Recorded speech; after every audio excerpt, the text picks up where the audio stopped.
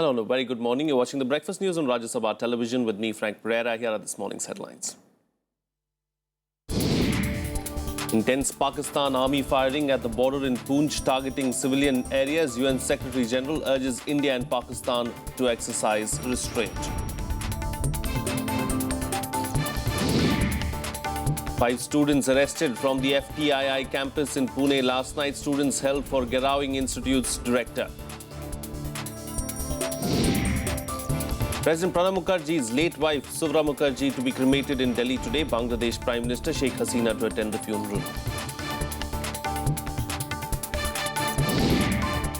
And Thai police hunt for motive for blast outside shrine in Bangkok. Panic grips the capital after another explosive device was discovered on Tuesday.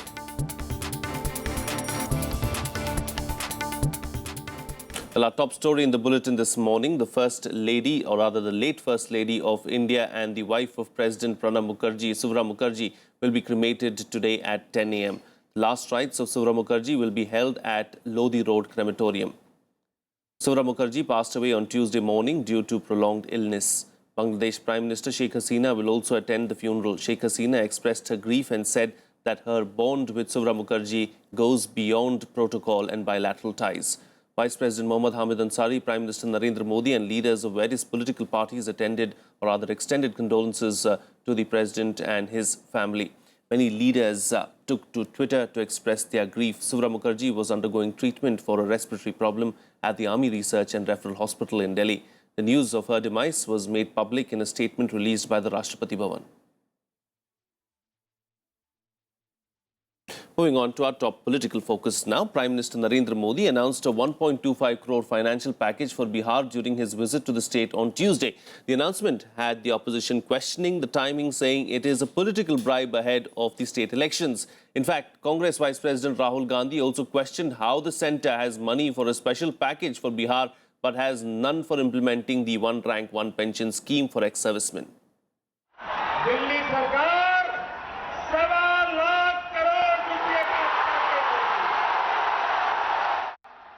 A whopping 1.25 lakh crore development package for poll-bound Bihar. A major poll swap announced by Prime Minister Narendra Modi at a state government event in Ara on Tuesday. The Prime Minister claims the special package was in line with his government's strategy to carry forward its development agenda in Bihar. The package is in addition to the ongoing development projects worth 40,657 crore rupees announced previously. पूर्वी हिंदुस्तान को आगे बढ़ाने में बिहार एक अहम भूमिका निभाए, इसलिए पुरानों में से 40,000 करोड़ और नए में से 1.25 लाख करोड़ 1,65,000 करोड़ रुपया आज आपके चरणों में घोषित करते हुए मुझे आनंद होता है. The special financial package, however, did not please State Chief Minister Nitish Kumar. He said the assistance was the state's right and cannot be seen as a favor. आप अगर ये मानते हैं कि बीमारू होने पर ही विशेष राज्य का दर्जा दिया जाएगा तो बताइए. अब तक जितने राज्यों को विशेष राज्य का दर्जा हुआ वो क्या बीमारू राज्य के श्रेणी में आए थे? While RJD Chief Lalu Prasad called it a political jumla to please the people of Bihar. Congress Vice President Rahul Gandhi also questioned the Prime Minister's intent. आज आर्मी के लोग भूख हड़ताल पे बैठे हुए हैं, कह रहे भैया हमें झूठ बोल दिया, 8,000 करोड़ रुपए की बात है, हमें नहीं मिला. एक तरफ कहते हैं आर्मी वालों से कहते हैं भैया पैसा नहीं है, दूसरी तरफ बिहार में लाख करोड़ रुपए दे रहे हैं. Under the special package, the biggest chunk has been approved for highway and road building projects, which includes over 2,000 kilometers of highways and construction of bridges across the Kosi, Son and Ganga rivers. The second biggest gainer is the petroleum and gas sector. In line with the Prime Minister's thrust on providing electricity to rural homes, 16,130 crore rupees have been allotted for this purpose. A 1,300 megawatt power plant at Buxar is also on the anvil. 3,094 crore rupees have been set aside for farmer welfare, 1,000 crore rupees for the education sector, 600 crore rupees each have been allotted to the health and tourism sectors, while the Digital Bihar project is set to get 440 crore rupees. Bureau Report, Rajya Sabha TV.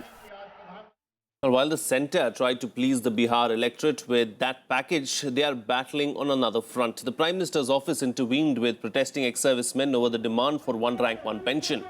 Prime Minister's Principal Secretary Nripendra Mishra held talks with representatives of the protesters at the Prime Minister's office on Tuesday. The meeting came on a day when a third veteran joined the fast unto death that is being held at Jantar Mantar in the capital. Ex-servicemen have been protesting for the last 65 days, demanding an early implementation of OROP. After the meeting, the ex-servicemen agreed not to escalate protests for the next 10 days. The protests gained momentum after the Prime Minister failed to make any promise on the scheme in his Independence Day speech. Though he said that his government is committed to it, he refrained from giving a time frame for implementing the scheme. Once done, OROP is expected to benefit more than 3 million retired servicemen, giving them equal pension based on their ranks during retirement. कि Delhi police को अच्छी तरह मालूम है कि बिना आपके ये कंट्री सुरक्षित नहीं रह सकती। इसमें जो 14 तारीख को थोड़ा मिसअंडरस्टैंडिंग हो गई थी, उसके बारे में हमने डिटेल्स में बात की है। कुछ वर्ड्स में कंफ्यूजन हो जाता है, कुछ वर्किंग में कंफ्यूजन हो जाता है। हम उनको सुधारने की कोशिश करेंगे जो ऑफिसर्स इस तरह की बात किए हैं, लेकिन इंटेंशन मैं फिर भी बताता हूँ, इंटेंशन कोई हर्ट करने वाला नहीं था। हम सरकार से प्रार्थना करते हैं कि सरकार जल्दी से जल्दी हमारी वन रैंक वन पेंशन को लागू करके जो सही अप्रूव्ड उसका डेफिनेशन है, सही डेट से, और हमें डेट बता दें, हम एक सेकंड भी यहाँ नहीं रहेंगे। Well, joining me for a chat this morning to talk about this is Parsa Venkateshwar Rao Jr., editorial consultant of the DNA newspaper. Good morning, Parsa. Thank you for joining me on the program. One rank, one pension versus the Bihar package. Is the comparison justified? I don't think so. They are two different issues, and political parties have a right to enter the fray and hurl accusations at each other. They are two separate problems, and each has to be dealt with on its own merits. I think the government cannot any longer ignore the demand of the ex-servicemen, and I don't get away with mere promises any longer. They may have to decide once and for all that they will either implement it now or later, but it has to be a time-bound thing. So Indeed. They cannot anymore avoid or evade the question. You know, it was a poll promise in 2014, but it's been over a year now since the BJP came to power. Still, this demand of OROP has not been met. Where did the government, falter, or what are the roadblocks, do you think, as far as the scheme is concerned? I think the major problem seems to be that even after the approval of the, in principle, OROP, even the previous government did that. But when it comes to implementation, everybody seems to be sort of lagging behind. The reasons are not very clear because the governments refuse to make clear what are the real problems. Had they been honest and transparent and say, yes, these are the problems and we can sit down and address these problems. Is it the recurrent expenditure that will occur once you accept this pension scheme? And that might be a drain on the exchequer, which is not likely.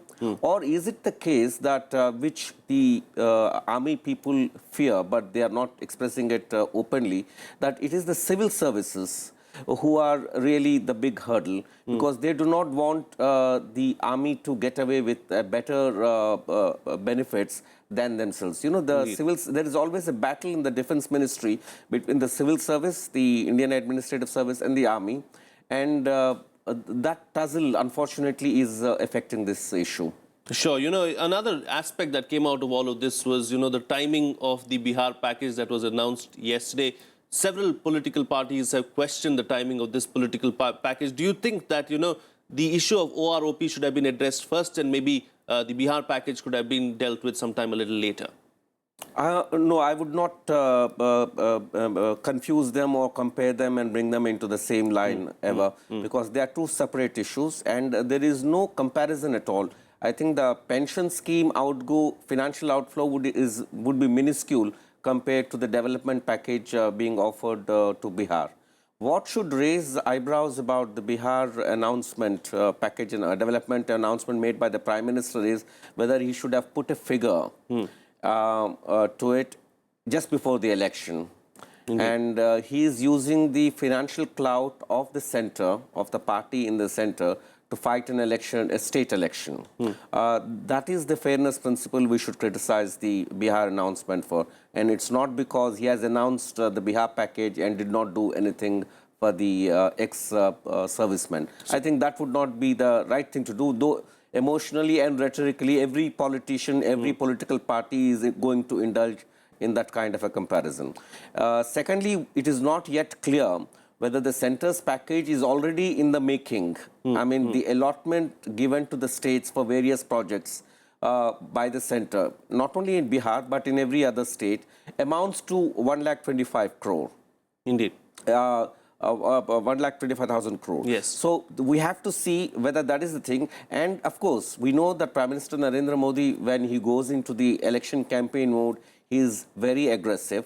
But I do find that this election he is taking more seriously than BJP and the Prime Minister are taking the Bihar election as a little more difficult. So they are going all out to see and trying every trick in the book, as it were, to fight the election. That is the interesting point. Why is it that the Prime Minister felt the need to put a figure on the developmental package, which raises eyebrows and also should raise issues of whether it is right to put say that they will spend so much because you are in power. Indeed. If you are not in power, then if you had worked out and said, yes, we will do more for the development of Bihar on the electricity front, on the farmers front, on the roads and highways front, then it would have been justified. But because you are the Prime Minister, because you have the capacity to allot money to the states, yes, that raises the question. All right. Parsa, we'll have to leave it at that. Thank you so much for putting things into perspective for us as far as that particular issue is concerned. Well, there is no let-up in the violence at the border as Pakistan continues to open heavy fire on civilian areas. Overnight, the Pakistan Army opened heavy fire at the Shahpur sector on the line of control in Poonch district. The firing continued till the wee hours. Firing has been on in the Poonch sector for several days, causing fear among residents over their safety. शाम को high alert भी जारी कर दिया था India जो army है इसने कि यहाँ पर कोई फायरिंग वगैरह होने वाली है। तो उसके बाद यहाँ पाकिस्तान ने अंधाधुंध फायरिंग शाम को रात को 12:30 बजे के करीब शुरू कर दी, जो कि सुबह तक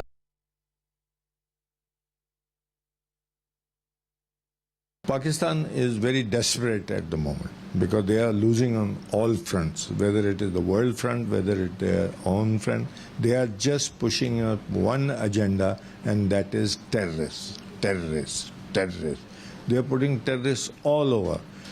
And I think now the world has woken up, and our Prime Minister, rightly, he went to UAE, and he has said that the greatest threat that the world will come is from the terrorists.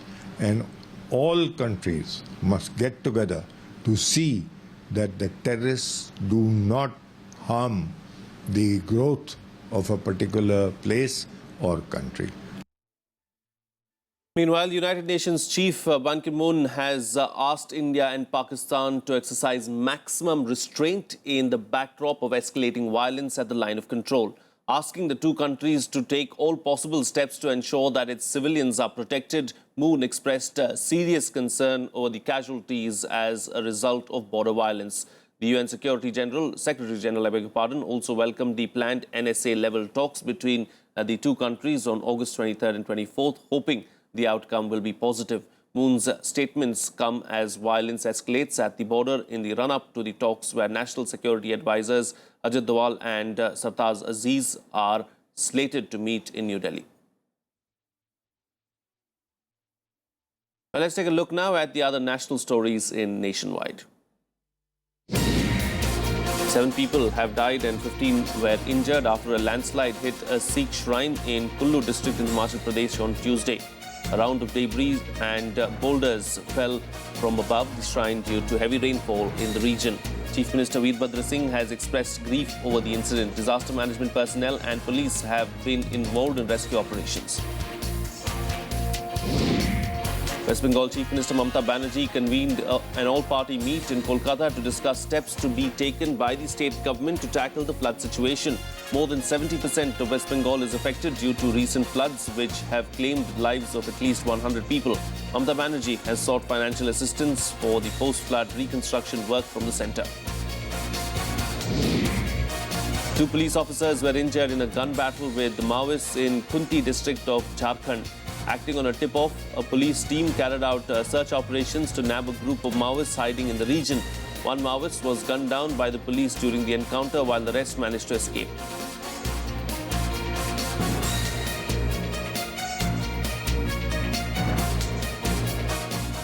Well, it's time for a short break now, but still to come. 5 FTII students arrested from the Pune campus on charges of rioting. That and much more on the other side. Stay tuned, we'll be right back.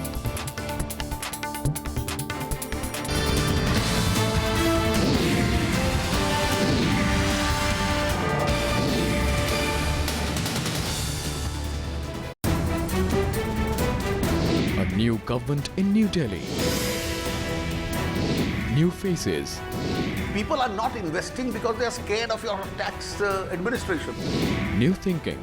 The auction process is a fair and good process. You cannot have a one-size-fits-all reform policy. For insights and perspective. Judiciary should be more concerned about corruption within itself. The Modi government slogan of "अच्छे दिन आने वाले हैं." Soon the people's slogan will be "हमारे पुराने दिन लौटा दो." The biggest show on economic policy. Watch State of the Economy.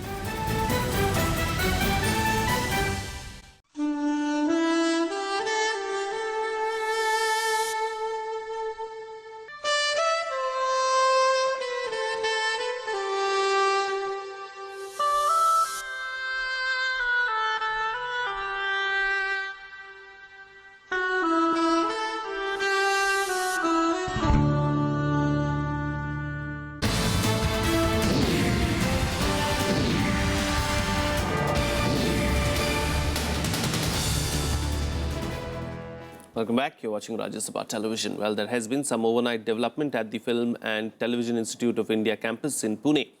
Police have arrested 5 students from the campus on charges of rioting. The arrests were made after a group of students reportedly got out the institute's director. The students say that they were protesting against the assessment of incomplete diploma projects. The police acted after the FTII director lodged a complaint against 15 students. The FTII has been in the news for over 70 days now after protests against the appointment of BJP member and TV actor Gajendra Chauhan as the institute's chairman. Student का basic जो है वो nomination के ऊपर है और nomination के ऊपर ना डायरेक्टर कुछ बात कर सकते ना हम बात कर सकते कि नॉमिनेशन गवर्नमेंट ने सोच समझ के किया होगा और ये स्टूडेंट्स भी जानते हैं कि नॉमिनेशन ये इशू डायरेक्टर का नहीं है. अब उसके ऊपर उनका धरना चल रहा है तो उसका हल डायरेक्टर कैसे निकालेगा? नहीं निकाल सकते ना. Moving on now, the Allahabad High Court has asked all government servants in Uttar Pradesh to send their children to government schools. In a one-of-its-kind judgment, the court said that the state government must ensure that its order is implemented and any government servant who fails to adhere to it must suffer penal action. The court was ruling on a petition challenging the process of selection of associate teachers for government-run primary and junior high schools in Uttar Pradesh for 2013 and 2015. The judgment does not stop at penal action. The court also says that government employees sending their awards to private schools must deposit an amount equivalent to the school fees of these schools in the state treasury. Also, another stringent action that the court has ordered is that those violating it should also suffer other benefits like increment and promotions for a certain period. The court has asked the step to be taken towards implementing these measures within 6 months. Court ने इसके अलावा और भी सख्त रुख अपनाते हुए कहा है कि जो भी व्यक्ति हैं, चाहे जो भी हो, जो सरकार से जिस भी रूप में धन पा रहा है, जब तक उसके बच्चों को प्राइमरी स्कूलों में, सरकारी प्राइमरी स्कूलों में नहीं पढ़ने के लिए विवश किया जाएगा, तब तक स्कूलों की दुर्दशा नहीं सही होगी और इनके ना सही अध्यापक मिलेंगे, योग्य अध्यापक मिलेंगे और ना ही यहाँ मूलभूत सुविधाएं मिलेंगी. Certain observations directing the state government to take appropriate steps in regard to the fact that the children of government servant should be recommended to study in government institutions. Exact detail order का बताना मुश्किल है क्योंकि अभी internet पे load नहीं हुआ है। Well, the NDA government is all set to bring amendments to 6 major environmental laws in the next 1 month. In an exclusive interview to Rajya Sabha TV, Environment Minister Prakash Javadekar says that the government will also incorporate suggestions given by the Standing Committee in its report. Here's more. What is it that India plans to achieve from this particular summit, and how is it that we can achieve it? We are leading many developing countries, and we are also asking for justice, because the basic principle of common but differentiated responsibility or polluter to pay, that doesn't get solved. That doesn't go out of the scene. So by maintaining the principles, we want to take lead. In an exclusive interview to Rajya Sabha TV, Union Minister for Environment, Forest and Climate Change, Prakash Javadekar, hoped the Climate Change Summit in Paris, to be held in December, will be a landmark event. Environment experts, however, feel more effort is needed to make the outcome of Paris Summit effective in the long term. You will have a deal in which all the countries will commit something to do with climate change, but collectively it is not going to be sufficient to address climate change. So I don't think it is going to be landmark in terms of effectiveness. The Environment Minister also said the NDA government will soon come up with changes in 6 major laws dealing with the environment and incorporate Standing Committee suggestions. Comparative study we have done. We have done an assessment of what the law today is and what are the problems. And we have done the gap report also, that what is intended and what is not there in the laws. So now we have got all the 3 reports. Next 1 month, we'll decide what amendments we want to make actually. And then we'll go to the parliament. Javadekar also claimed the government has planned several steps to control the air pollution in Delhi and the NCR cities where the pollution levels have caused concern. Vishal Dahiya, Rajya Sabha TV, Delhi. Well, you can watch the entire interview here on Rajya Sabha television at 10 p.m. tonight. Well, Thai officials are now searching for a motive behind the Erawan Shrine blast after the suspect has been identified in the CCTV footage. So far, no group has claimed responsibility for the attack. Meanwhile, in a separate incident, an explosive device was thrown at a pier in Bangkok yesterday. However, no one was hurt. Here's more. This man wearing yellow shirt and dark-framed glasses is the prime suspect in the Erawan Shrine blast which shook the Thai capital. He was carrying a dark-colored backpack as he was near the shrine, but as he left, he no longer had the backpack. จิตใจคนร้ายจะโหดเยี่ยมอำมหิตขนาดนี้ที่ลงมือกระทำกับบุคคลซึ่งตรงจุดนี้นะครับก็ต้องถือว่าเป็นจุดที่มีนักท่องเที่ยวทั้งชาวไทยชาวต่างชาติจำนวนมากและเป็นห่วงเวลาที่คนเยอะนะคนเยอะมาก Security has been restored near the Erawan Shrine, but tension mounted on Tuesday when another explosive device was thrown from a bridge above a river pier. Only a lucky bounce and the river saved further loss of life or injury, says police officials. Reinforcement of the military are on the cards following the deadly blast. If such incidents occur and the presence of police or military personnel would make the people feel safer, then it's one measure that would be considered. The tourism industry has been badly hit following the Erawan Shrine blast on Monday, which killed 22 people and left 123 injured.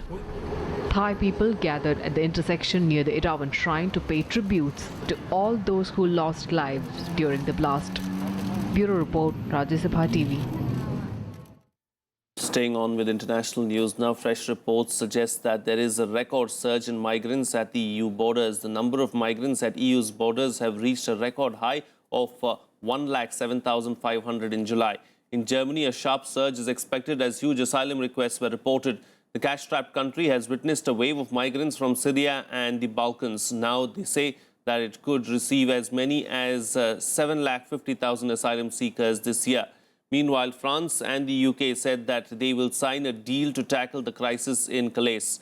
In UK, too, the situation is grim as thousands of migrants have sought to get to the country through the Channel Tunnel from makeshift camps. Later on Thursday, France and the UK will sign a deal to strengthen cooperation on security and the fight against criminal smugglers, human traffickers and illegal migrants. And here's a roundup of the other international news in World Wrap. Yes, President Barack Obama has appointed the first transgender White House staff member, Rafi Friedman Gurspan, in a former policy advisor at the National Center for Transgender Equality. Friedman will serve as an outreach and recruitment director in the White House Office of Presidential Personnel. Community leaders lauded the decision, saying that it is a step towards empowering members of the LGBT community. Amid fears of contamination, officials in Tianjin have strengthened efforts to prevent the dispersal of hundreds of tons of toxic cyanide from the explosion spot. The move comes amid a rainfall forecast. The air quality is also being monitored. 114 people were killed as huge explosions occurred at a warehouse storing chemicals in China's port city of Tianjin on August 12th.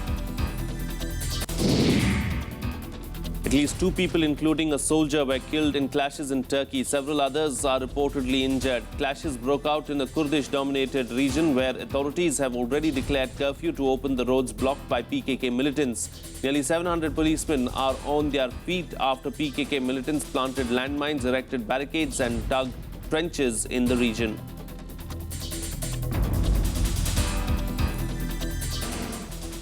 Well, let's shift focus now and bring you up to speed with some overnight sports news in our Sports Beat.